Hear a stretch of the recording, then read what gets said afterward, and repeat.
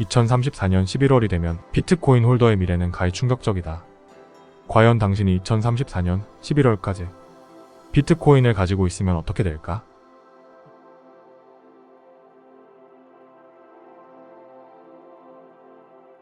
2024년 1월 비트코인 현물 ETF가 승인되었다.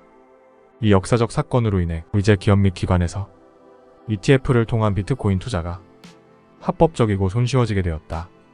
ETF 승인 이후 비트코인은 역사적으로 유례없는 기록을 갱신했는데, 그것은 바로 최초의 금 ETF가 100억 달러를 달성하는데 2년이 걸린 반면, ETF 중 블랙록 비트코인 현물 ETF만 따져보아도 단 7주 만에 누적 100억 달러를 기록한 것이다. 현재의 비트코인 상태는 골드러시 초기다. 즉 비트코인으로 사람, 기업, 기관 등이 급속도로 유입되는 초기를 말한다. 이 골드러시는 2024년 1월에 시작되었고 2034년 11월까지 계속될 것이다. 보다시피 현재 비트코인 거래소 보유 수량은 ETF 출시 이후 급속도로 감소하고 있다. 그럼 과연 2034년 11월에 당신이 비트코인 홀더면 무슨 일이 일어날까? 결론부터 말하자면, 이날에 도달하면 99%의 비트코인이 채굴된다. 2034년 11월까지 99%의 비트코인이 채굴되고 그 이후 100년 동안 남은 1%만이 채굴되는데, 99%가 이미 채굴된다는 의미는 10년 이후부터는 비트코인의 남은 수량이 1%밖에 되지 않는다는 상태다. 그럼 99%가 채굴되었을 때 비트코인의 가치는 어떨 것이라고 생각하는가? 단 한 번이라도 생각해 보았는가? 비트코인 가진 자와 못 가진 자로 나뉘는 시대가 이 시점을 기준으로 올 것이다. 2034년 11월이 바로 그런 날이다. 역사에 있어 이정표가 되는 날이 될 것이다. 이 시점 이후로는 아무리 당신이 비트코인을 가지고 싶어도 가질 수가 없게 될 것이다. 아무튼 2034년도 비트코인의 스톡 투 플로우는 무한대가 나온다. 굳이 살펴볼 필요가 없는 가격적 측면을 살펴본다고 해도 스톡 투 플로우 모델에 따르면 2025년 이후 비트코인의 가격적 범위는 10만 달러에서 100만 달러 사이라고 한다. 2025년으로부터 불과 9년 후 비트코인의 스톡 투 플로우는 무한대인 것이다. 당신은 이것을 한 번이라도 생각해보고 1분 1초 차트를 보고 트레이딩하며 손절하고 손실을 보고 있는 것인가?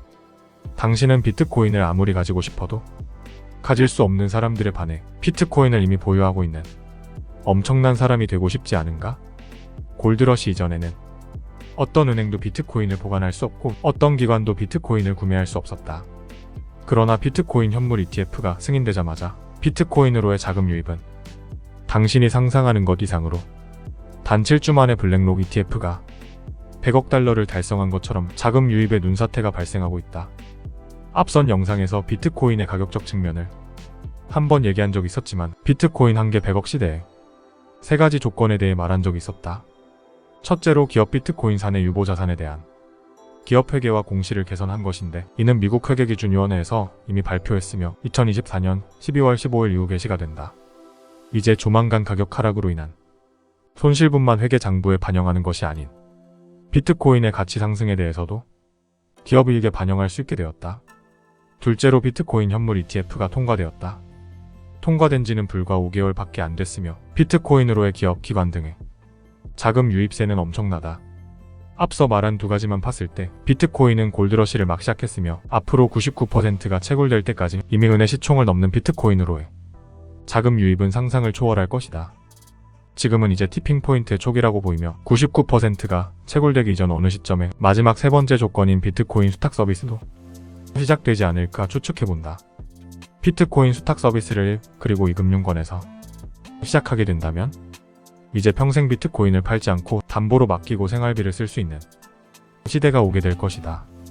당신은 비트코인의 가치를 깨닫고 그것을 확신하는 1%의 사람으로서 2034년 비트코인을 가진 엄청난 1인이 될 것인가? 아니면 하루하루 트레이딩하며 평단이 얼마인지, 얼마 벌었는지 앵무새처럼 반복하며 바뀌지 않는 평범한 인생을 살 것인가?